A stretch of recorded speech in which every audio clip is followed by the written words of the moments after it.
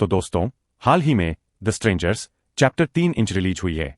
इसीलिए उसे एक्सप्लेन करने से पहले मैं चैप्टर 1 और 2 भी एक्सप्लेन करूंगा ताकि आप लोगों को समझ आए। आज मैं द स्ट्रेंजर्स चैप्टर 1 एक्सप्लेन करूंगा। तो मूवी एक जंगल में शुरू होती है। एक डरा हुआ आदमी किसी से भाग रहा है। थोड़ी देर बाद एक लकड़ी से टक्कर खाकर वो गिर जाता है। उसकी टांग चोट खाती है और वो आगे नहीं जा पाता। दो लोग एक लिए पास आते हैं और उनमें से एक उसे मार देता है। सीन चेंज होती है और हम एक कपल माया और उसके बॉयफ्रेंड रायन को देखते हैं। वो अपनी 5वीं एनिवर्सरी सेलिब्रेट करने कंट्री साइड रोड ट्रिप पर होते हैं। गाड़ी चलाते वक्त वो थोड़ा रोमांटिक हो जाते हैं और लगभग एक ट्रक से टकराते कराते बचते हैं। वो अपना सफर जारी रखते हैं, लेकिन माया देखती है कि जीपीएस काम नहीं कर रहा क्योंकि फोन में सिग्नल नहीं है। वो खो जाते हैं और आखिर में वीनस नाम के एक टाउन में फंस जाते हैं। वो खाने के लिए एक डाइनर में रुकते हैं। डाइनर में माया रायन की मुलाकात एक और कपल से होती है जो बताता है कि आज उनकी भी एनिवर्सरी है। जब माया बताती है कि वो और रायन 5 साल से साथ है पर अभी तक शादी नहीं की, तो वहां मौजूद लोग अजीब तरह से रिएक्ट करते हैं। बिल चुकाते वक्त काउंटर पर वो जेफ नाम के एक आदमी के बारे में सुनते हैं जो इसी डाइनर में आखिरी बार देखा गया था और फिर गायब हो गया था। जब वो अपनी गाड़ी में जाने के लिए वापस आते हैं तो देखते हैं कि गाड़ी स्टार्ट नहीं हो रही। अचानक रायन गाड़ी की खिड़की के पास खड़े एक आदमी को देखता है जो उसे डरा देता है। वो आदमी अपना नाम रूदी बताता है और बताता है कि वो पास ही एक गैरेज का मालिक है।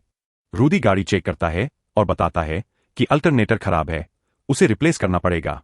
वो समझाता है कि नया पार्ट यूजीन के एक डीलर से लाना पड़ेगा, लेकिन डीलर अभी बंद है। वो कल सुबह अपने आदमी डॉग को पार्ट लेने भेजने का ऑफर देता है। माया पूछती है कि पास में कोई रहने की जगह है क्या। रूदी पास ही एक रेंट हाउस का जिक्र करता है। रायन को शक होने लगता है। उसे लगता है ये सब सेटअप है और मैकेनिक ने जानकार उनकी गाड़ी खराब की है उन्हें डाइनर में देखने के बाद। पर माया उसे शांत करती है, रूदी का शुक्रिया अदा करती है और उसका ऑफर एक्सेप्ट कर लेती है कि डॉग उन्हें रेंट हाउस तक छोड़ देगा। लेकिन एक डाइनर एम्प्लॉय जिसका नाम शैली है, वो कहती है कि वो उन्हें छोड़ देगी क्योंकि उसका घर पास में ही है और उसका शिफ्ट खत्म होने वाला है। कपल केबिन में पहुंचता है। माया कहती है उसे होटल से ज्यादा केबिन पसंद है। बाद में रायन देखता है कि फ्रिज काम नहीं कर रहा। माया को फ्रिज पर केबिन ओनर जो का फोन नंबर मिलता है। वो बाहर जाके कॉल करती है।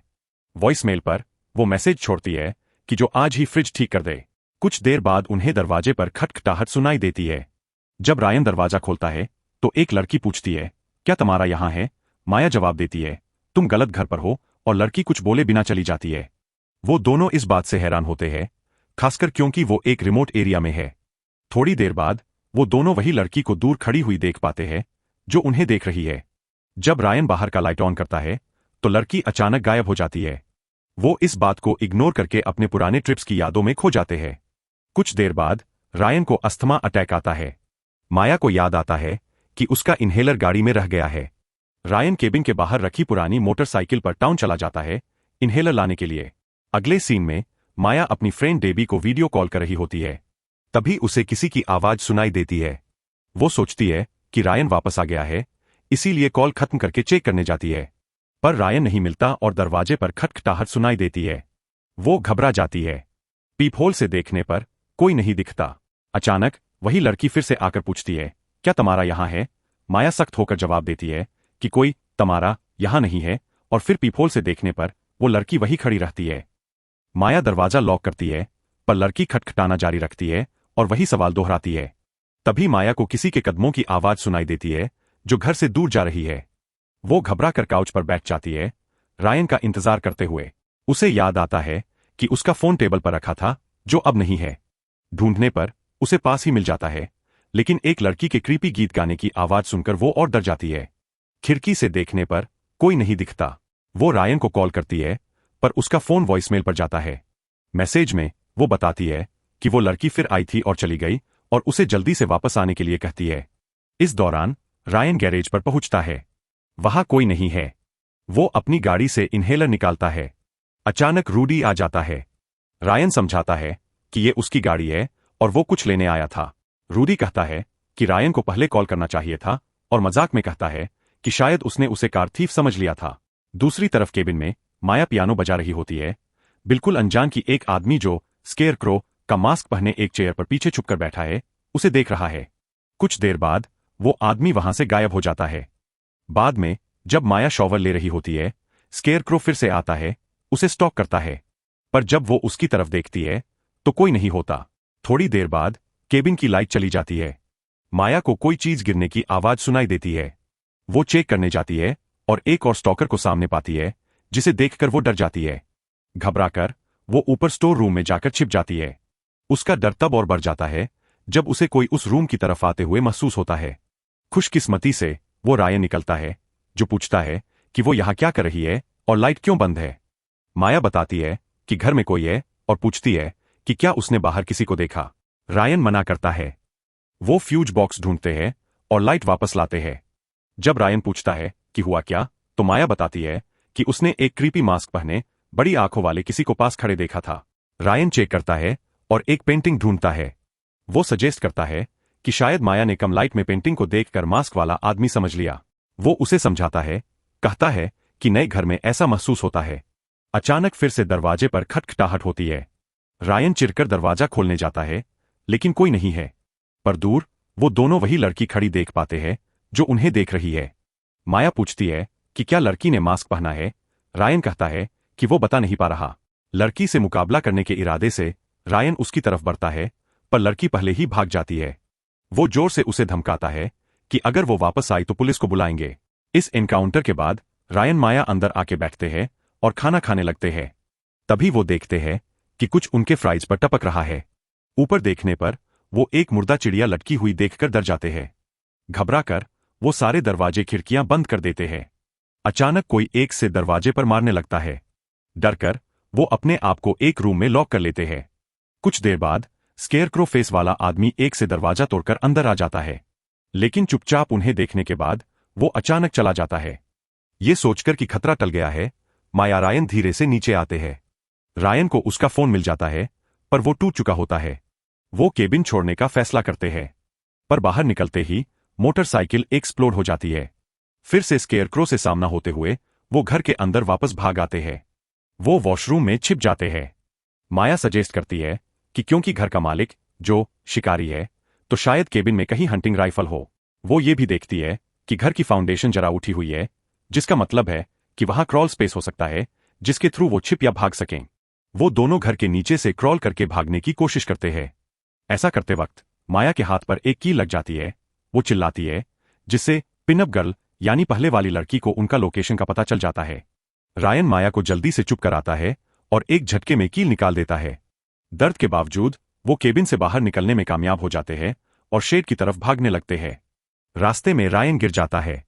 उठकर आगे बढ़ते वक्त उसका इन्हेलर गिर जाता है, पर उसे उठाने का टाइम नहीं मिलता। वो शेड तक पहुंच जाते हैं, जहां बिल्कुल अंधेरा है। जब माया अपना लाइटर जलाती है तो वो देख पाते हैं कि पिनअप गर्ल उनके पीछे खड़ी है। वो परेशान होकर कोई हथियार ढूंढते हैं, पर राइफल नहीं मिलती। रायन एक एक्स उठा लेता है। रायन आखिर में एक्स माया को देता है और खुद ऊपर गन ढूंढने जाता है। जब वो ढूंढ रहा होता है, तभी पिनअप गर्ल अचानक अपीय हो जाती है और जस्ट जब वो अटैक करने वाली होती है, स्केयरक्रो खिड़की से अंदर आकर उससे मुकाबला करता है। रायन को जो गन मिलती है उससे एक गोली चला देता है, जिससे अटैकर्स पीछे हट जाते हैं। खतरे को दूर जाता देख माया रायन शेड से बाहर आकर केबिन की तरफ जाने लगते हैं, लेकिन दरवाजे के सामने से अजीब आवाजें आती है। घबराहट में रायन उस आवाज की तरफ गोली चला देता है। जब वो चेक करते हैं तो देखते हैं कि जिस शख्स पर गोली चली थी उसने कोई मास्क नहीं पहना था। वो केबिन ओनर जो था, जो फ्रिज ठीक करने आया था। गिल्ट और डर से बेहाल वो जो की गाड़ी से भाग निकलने का फैसला करते हैं। जब वो गाड़ी लेकर जा रहे होते हैं, स्केयरक्रो का ट्रक उनकी गाड़ी से आकर टक्कर मारता है। माया रेकेज से निकल जाती है, पर रायन का पैर फंसा रह जाता है। वो उसे बचाने के लिए आती है, लेकिन रायन उसे जाने को कहता है। बहुत समझाने पर वो मान जाती है और मदद लेने भागती है। इस दौरान रायन अपनी हिफाजत के लिए गन लोड करता है। जब वो स्केयरक्रो को ढूंढता है तो गाड़ी खाली मिलती है। अचानक स्केयरक्रो एक्स लेकर अटैक करता है। रायन गोली चलाता है, लेकिन स्केयरक्रो डॉज करके अंधेरे में गायब हो जाता है। अब अकेली माया 911 को कॉल करके अटैक की रिपोर्ट और मदद की भीख मांगती है, पर कॉल नेटवर्क की कमी से फेल हो जाती है। जब वो छिप रही होती है तो एक कॉर्प्स अपने बगल में पाकर डर जाती है। घबराहट में वो भागने की कोशिश करती है, पर डॉलफेस जो उस ग्रुप का और एक मेंबर है, उसे पीटकर बेहोश कर देता है। इस दौरान रायन की अपनी कन्फ्रंटेशन होती है पिनअप गर्ल से। वो उसे गन पॉइंट पर लेकर पूछता है कि माया कहाँ है और उसे छुरी फेंकने को कहता है। वो उसे पलटने पर मजबूर करता है और बार बार पूछता है। जवाब देने की जगह पिनअप गर्ल हंसने और डांस करने लगती है। रायन कुछ कर पाए उससे पहले स्केयरक्रो उसके पीछे से आकर उसे बेहोश कर देता है। जब रायन और माया होश में आते हैं तो वो अपने आप को केबिन में चेयर पर बंधा हुआ पाते हैं। डर और दुख के उस पल में रायन माया को प्रपोज करता है और वो आंसू बहाते हुए हाँ कर देती है। उनका ये छोटा सा उम्मीद का पल तब टूट जाता है जब पिनअप गर्ल रायन को छुरी मार देती है। तीनों मास्क्ड हत्यारे उनके सामने खड़े होते हैं। स्केयरक्रो आगे बढ़ता है और रायन की चेयर झुका देता है, जिससे वो अपने ही खून में घुटने लगता है। माया उनसे पूछती है कि वो उन्हें ऐसा क्यों कर रहे हैं। पिनअप गर्ल ठंडी आवाज में जवाब देती है, क्योंकि तुम यहां हो। स्केयरक्रो फिर माया को भी छुरी मार देता है और उसकी चेयर भी गिरा देता है। दूर पुलिस सायरन की आवाज आने लगती है। अटैकर्स जल्दी से वहां से भाग जाते हैं। माया को आखिर में एक हॉस्पिटल के बेड में होश आता है, जहां वो मिरेक्युलसली बच गई होती है। वो धीरे से बेड से उठती है, बिल्कुल अनजान की स्केयरक्रो उसके बगल में ही साइलेंट पड़ा हुआ है। और मूवी यही खत्म हो जाती है।